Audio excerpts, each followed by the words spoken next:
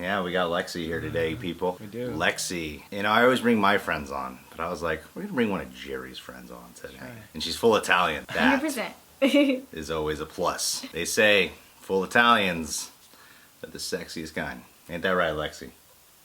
I don't know. Is it they who say that, or just They. you? It's who say Italians who say that. I thought it'd be cool to have her on too because she didn't actually see the first Spider-Man. It should be a good standalone film though, you know? So I was like, interesting, compelling. I like having you on. Well, they Sequels do. should be able to stand alone. Yeah, that's what James Cameron said. Hi, I'm Ryan Wright. And I am Jerry. I'm Lexi. Welcome to Reasons to See. Where we give you reasons to see And not to see. The Amazing Spider-Man Spider-Man 2. So let's web sling together or something cool like that.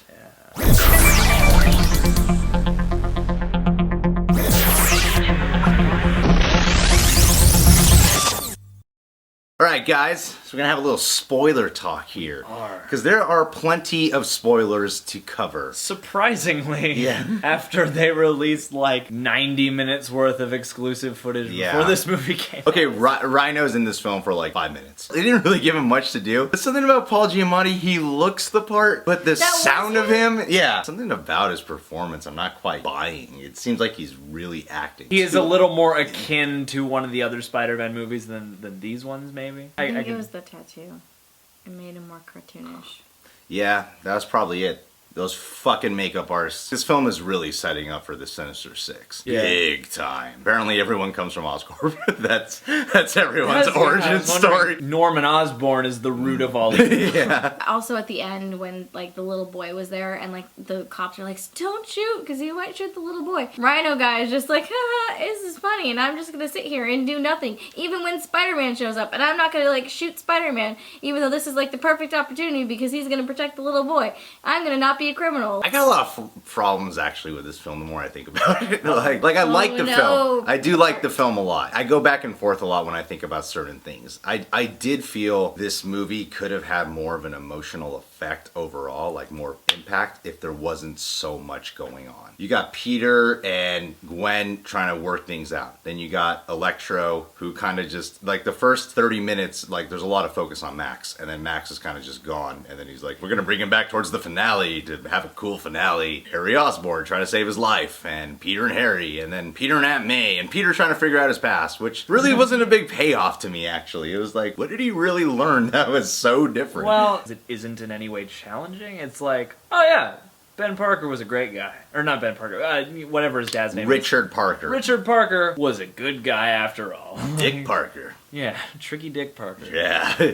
Name's Dick Parker, kid. It was cool, like, learning about, like, oh, it's his human blood and stuff, but still, I was like, we put a lot of focus on this just to learn that. Jeremy John said it best, actually. Just learn that Oscorp is still bad. Like, we didn't really learn much else. I liked the acting a lot. I was moved enough by it, but it could have been more powerful, that moment where Spider-Man shows up in front of Harry and he's like, hey, I'm not gonna give you my blood. And then, you know, he just goes all Scarface on him again. It's just a lot of this stuff, man. That scene played okay. Because that It scene played okay, That though. scene played well to me because it was like, I felt uncomfortable. Like, to me, everything just played well. Everything played good. But I was like, a lot of this stuff could have been great if I didn't have to keep shifting my focus so much. I liked that because the emotional stuff was played very real and very authentically. So you kind of see what was going on in Spider-Man's life, and he has these like intense experiences and these fights and stuff. The crap makes him identifiable to us, still takes over, and you know, and that's still, you know, plagues him in the long run. Like every day he looks at this, you know,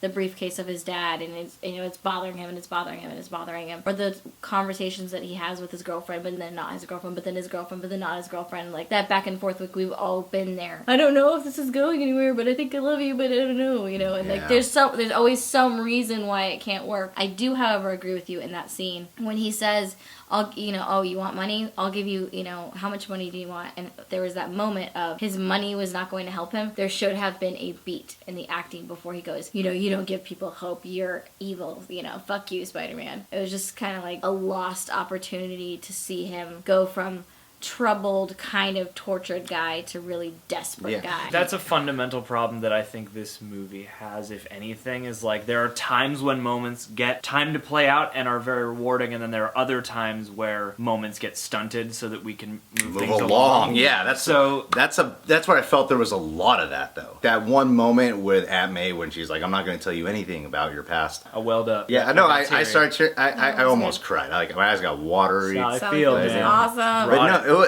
that was a great fucking moment. But like everything, okay, that finale was like, there's a lot of great things about that finale. But you go through this whole Electro bit, and it's like, and then Green Goblin shows up right after, and I'm like, wow, this is just, they're really just making this all trying to work right now. Why were they not both there at the same I felt like time? they could have, yeah, right. I feel like they could have preserved Green Goblin for part 3. At least as far as those kinds of things go, like the battle-y things, it's always like, here's a shaky setup, but a payoff I liked. Like, you know, they go to have the Electro fight, and I was like, I don't know. And then they have the finale with him, and I was like, oh, cool. I guess the movie's wrapping up, and then here comes Goblin, though, but, oh, well, I like the subsequent scene, though. Okay, first off, that moment when Gwen died, like, everyone knows she's gonna die, especially when fucking subscribers ruin it for you. Okay.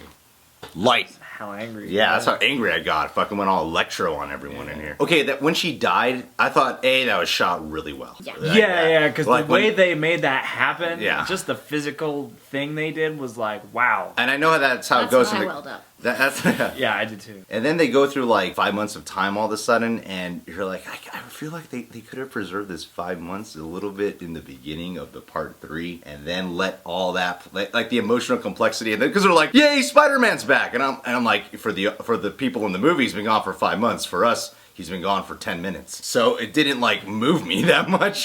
This movie is full of these of things like that, where half of me goes, yeah, no, totally, and the other half goes, well, but I guess I get what they had to do, like, because I like that sequence, just as an experience to watch and visually and with everything. I like the way they did it, and I think it's interesting that they set us up on, no, for sure, Spider-Man's gonna be back. I think they would have a harder time ending a movie on such a sour note, because then people will leave sad, and with their giant Hollywood franchise that they clearly were concerned was gonna make money. It does. That's what I mean. Is like my weird feelings about this are every flaw that I thought this movie had. I'm like, I kind of think it also works at the same time. It brought everything back full circle. You know, like with the message, the obvious theme displayed at the beginning of the movie, with her speech, and then that when she gives the graduation speech, I still had a doubt in my mind as to whether they would actually kill her, especially when they were talking about Oxford. In that moment she gave that speech, I was like, yep, she's gonna die. Yeah. That whole thing about life, because it can be taken away, that's why it's precious. I'm like, you're gonna die. You could devote, theoretically, a whole movie to, oh, Peter and Harry are actually getting to know each other again, or at least half a movie, and here it ends up being like a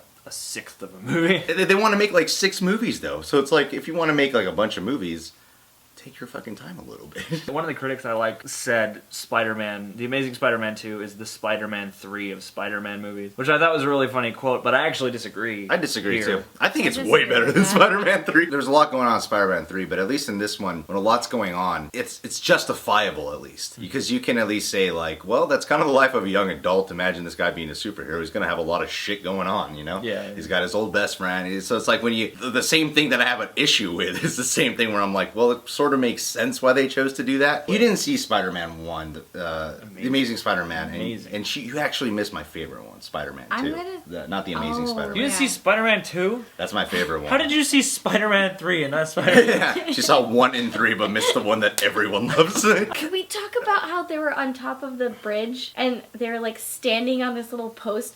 I was so scared for them at that point. I'm like, I know you're Spider-Man, but you're gonna fall That's off. how This thing. Gwen should have It died. was like the CGI. Oh shit! The CGI was so good there because I felt like I was gonna fall off. Like it was. Yeah. The way they portrayed Max before he becomes Electro, I was like, this is a little too cartoony, and it's not that believable to me. I liked it It more was as it went teetering for on, me. but at first I was like, this just looks like kind of Jamie Foxx playing funny role right now. I couldn't just believe Max. There were points with his story especially where I was kind of thinking like, how comic booky are you trying to be right now? And I actually quite like Jamie Foxx doing that stuff. Like it didn't feel forced coming from him, but I do agree it took some time to acclimate to like, how funky are you trying to get right now? Because they got all this like corny music and stuff. Yeah, it wasn't just his performance. It was like the hair was just like a little over the top. You know, it was just like, in case you didn't know, he's like a little like weird, like, because we need to make him weird looking. Let's make his hair like funky and stuff. Everyone just pushes him everywhere he goes. Yeah, and then characters get extra mean. Yeah. Like BJ Novak did a good job in that role, but like his character was like one-dimensional asshole. Yeah, I like how he played it because he made it interesting, but you know. Well, and the thing that I think that kind of overshadowed that for me is the fact that I actually liked how they made him evil. I liked that they took that whole time for him to be in the square being like, I don't know what's going on, I'm freaking out, please, I'm sorry, it's not me. And then the transition, because I was like, I mean, you know, you fall in a vat of eels, fucked up shit happens, you get electrified, but you don't just automatically hate Spider-Man. The way he becomes a villain, I was actually like, oh, I like how you transitioned him from nebbishy Spider-Man loving guy into, you know, villain. But I didn't feel for his storyline after he got fucking like imprisoned and stuff. I did. I really did not. Like, that moment that you're talking about, I thought was great. That whole scene was absolutely fantastic. You know, like, because he does disappear for a large part of the film. When they brought him back, I'm like, it just makes me go, this could have been more of moving. Because, okay, you remember like not to keep comparing, but remember like Dr. Octopus. You totally got where you haven't seen it, but you totally got where he was coming from. Even fucking Willem Dafoe made sense. Intellectually,